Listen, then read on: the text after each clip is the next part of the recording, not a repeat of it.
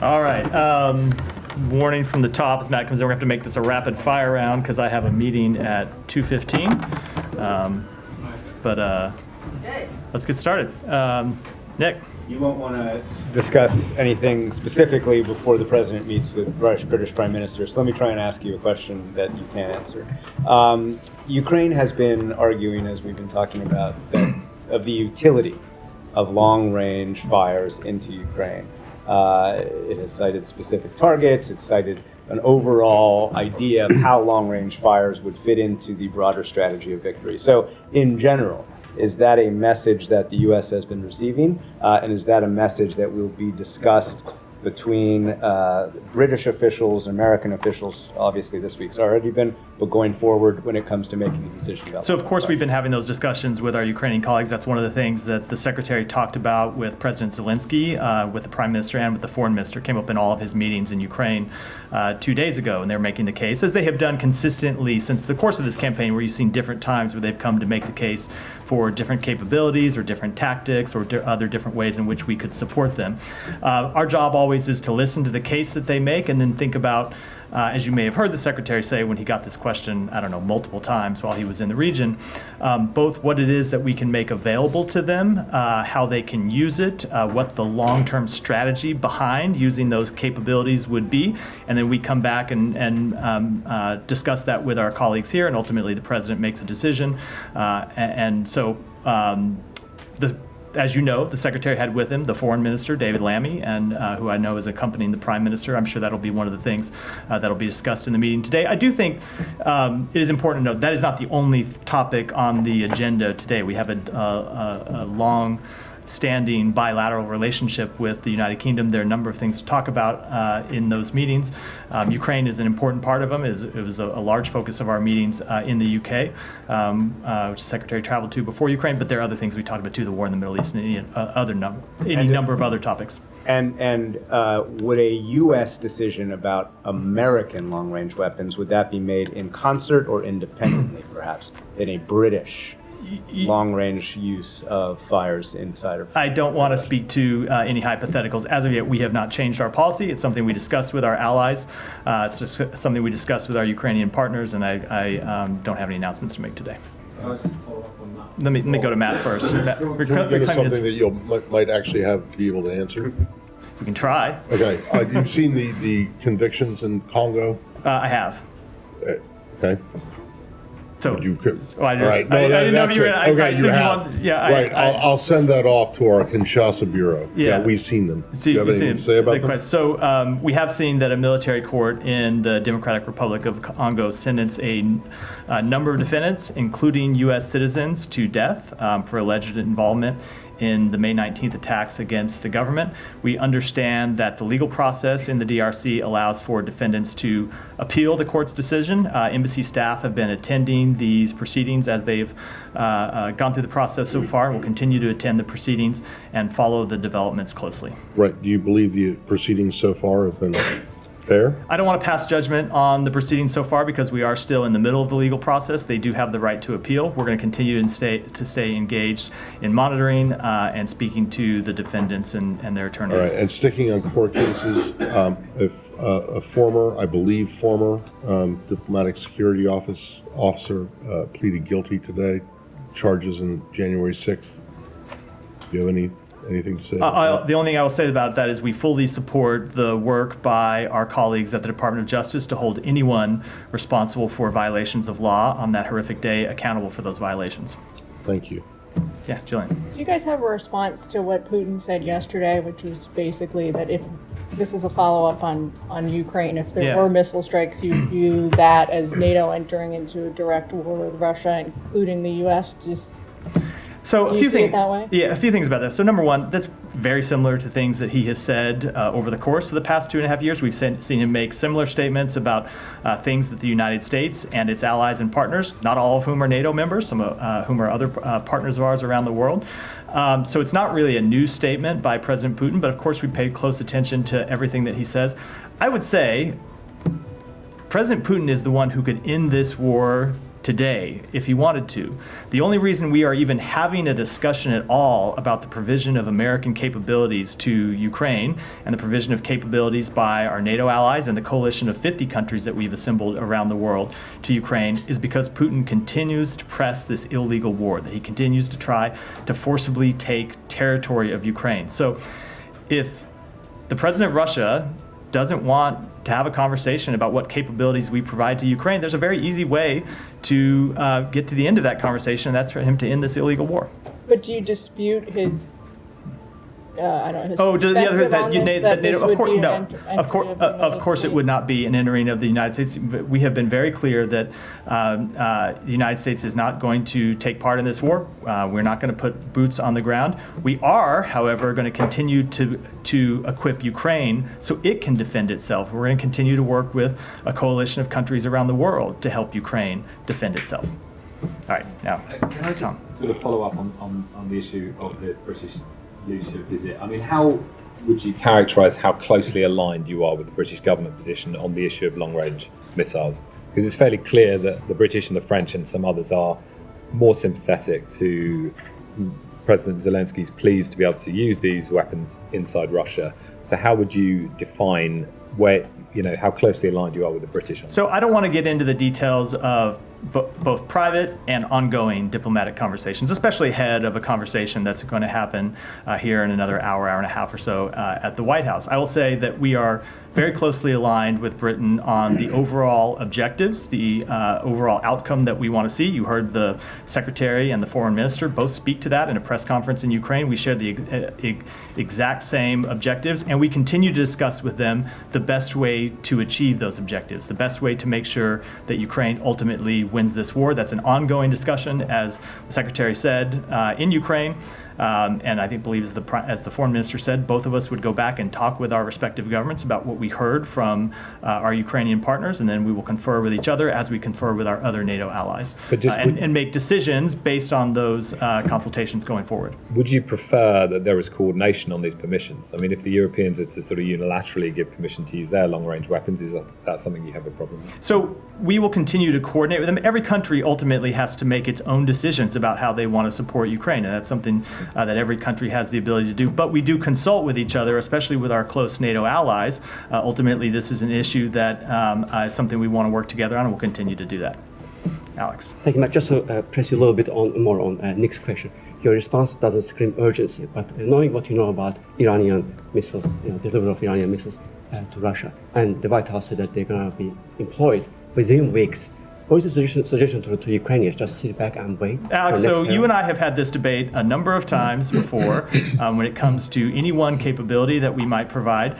And I would urge you, as always, to take this in a larger context and look at the overall support that we have provided to Ukraine since day one, really since before day one. We were providing Ukraine with security assistance before the February 24th, 2022 invasion. And we have continued to provide them tens of billions of dollars in assistance. And we've continued to adapt and adjust our capabilities that we provide them and adapt and adjust the assistance that we provide them related to the evolving situation on the battleground.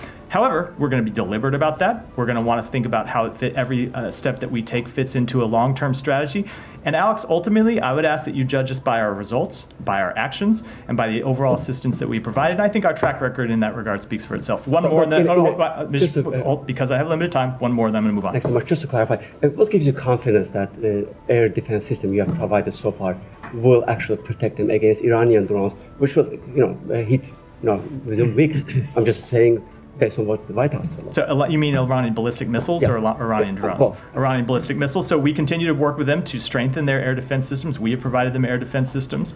A number of other countries have provided them air defense systems. We're going to continue to work to bolster them, as well as continue to bolster their capability to take on Russian capabilities to launch those attacks in the first place. Kylie, go ahead. Just to follow up on the questions here. How much is Russia's procurement of Iran's short-range military capabilities, which frees up their long-range capabilities, impacting your guys' decision-making here? So it is absolutely something that we take under consideration, both for the strategic purpose that you point out, that it does allow Russia to use some of its more long-range capabilities to strike further. They don't have to use them at the front lines because they can use these short-range Iranian ballistic missiles. They can use them to conduct long-term strikes targeting Kyiv, targeting potentially Lviv. You've seen them targeting civilian infrastructure, not military infrastructure, with those long-range strikes. So certainly it is something that we take into consideration. We also take into consideration the fact that it is very much an escalation by Russia. It's very much an escalation by Iran for them to to begin to provide these capabilities to Russia. So it is absolutely something that we consider in making our calculations. And the White House said today that we shouldn't expect any major announcements after the meeting with Biden and Prime Minister Starmer today. Can you give us some sense of when there might be a final decision on this? It's been, discussed for months now. It seems to have come to a boil this week. Are we looking at next week for a possible announcement on this? I do not want to either preview or put a timetable on any type of announcements, other than to say this is something that we have gone through from time to time when there will be a focus on any one particular weapon system or any one particular capability. And as always, I would just urge you to look at the way that we have consistently handled this, which is to be deliberate, to be smart, and to be strategic in about what we provide and when we provide it to our Ukrainian partners. Okay, Jani, then a couple more we have to wrap. You made quick questions. Russia is warning of the use of nuclear weapons, and North Korean Kim Jong-un is also ordering the mass production of nuclear weapons. North Korea trying to interfere in the U.S. presidential election. How do you predict North Korea and Russia's intervention in the U.S. presidential election? So we have been made very clear that we oppose any country taking steps to interfere in our democratic process here, and that we will take steps to hold accountable any country that does so. And you've seen us take actions in the past. On North Korea, Yeah. a little bit more relevant. Do you have anything to say about the uranium? No, we obviously saw the video. It doesn't change our overall policy. It's a new video. I don't know that it represents any new capability by the North Korean regime. We are going to continue to make clear that we will defend our South Korean and Japanese allies, and will continue to work for the full denuclearization of the Korean Peninsula. Do you think North Korea's seventh nuclear test is imminent, or just? I do not want to make any predictions on that. Geeta, go ahead. Thank you. On the eve of the anniversary of Mahsa Amini's death in Iran and the start of the Women Life Freedom movement, the UN fact-finding mission has issued its latest report on the situation of human rights in Iran. In short, it says that suppression of women's and girls' rights has intensified, and it is crushing women's activism. The mission suggests, and I quote, states must continue to place the situation of women and girls in the Islamic Republic of Iran high on the international agenda. I was wondering what the Biden administration is doing in this regard. Sure. So, as you have heard us say before, Mahsa Amini's story did not end with her death. She inspired a historic movement that has impacted Iran and influenced people across the globe who are advocating for gender equality, respect for human rights, and particularly the respect for human rights inside Iran. So that report is absolutely right. We have continue to see a crackdown on women and women's rights in Iran. And I would just say the new president of Iran has, at various times, signaled that he wants to change his approach and wants to reach out to the West and have a different relationship with the West. There are obviously a number of actions he could take in that regard when it comes to Iran's destabilizing activities outside of its own borders. But one of the actions he could take would be to stop the crackdown on women and women's rights inside Iran's borders. All right. Let me take one more, and then I really do have to go because I have a meeting with the boss. One question on the killing of Turkish-American activist Ayşenur Ezgi Egi.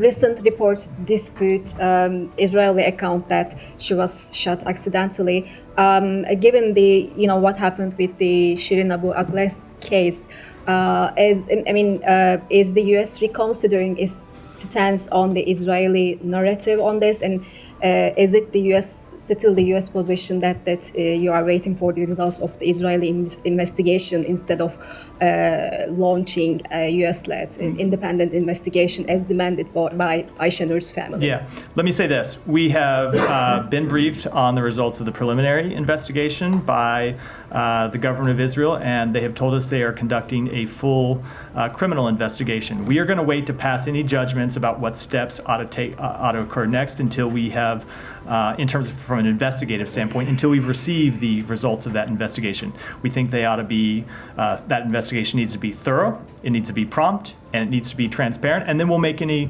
determinations at the conclusion of that investigation. But that said, as the Secretary said earlier this week, even knowing what we know now, we know enough to know that the Israeli security forces need to make changes in the way that they are operating in the West Bank, because you have now seen not just one, but 2 American citizens killed as a result of what the Israeli forces, the Israeli forces admit themselves were fire from, in this case, the IDF. So it's very clear that they do need to make changes in their rules of engagement. We're going to continue to press them on that, and that I think is a different question than the one about the investigation. But my point being, we know enough now to know that there are changes that need to be made. And just a quick follow-up, what changes do you expect from Israel, and what consequences, will there be any consequences for Israel for killing a U.S. citizen? So we want to see changes to the rules of engagement. First of all, with respect to consequences,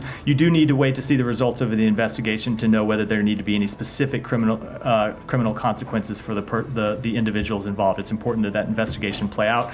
And as I said, it ought to be prompt and thorough and transparent. But ultimately, when it comes to the changes in the rules of engagement, what we have said, or what we have seen, and you heard the Secretary speak to this, is we have seen a number of occasions when Israeli security forces have stood by when there were acts of settler violence. When they haven't intervened, we want to see them intervene and stop those acts of settler violence. We have seen reports of excessive use of force by Israeli security forces against Palestinians, and now we've seen the death of 2 American citizens, and we want that to end. And that's why we want to see the changes to the rules of engagement. And with that, I'm sorry, I do have to wrap for today. See you guys next week. Thank you.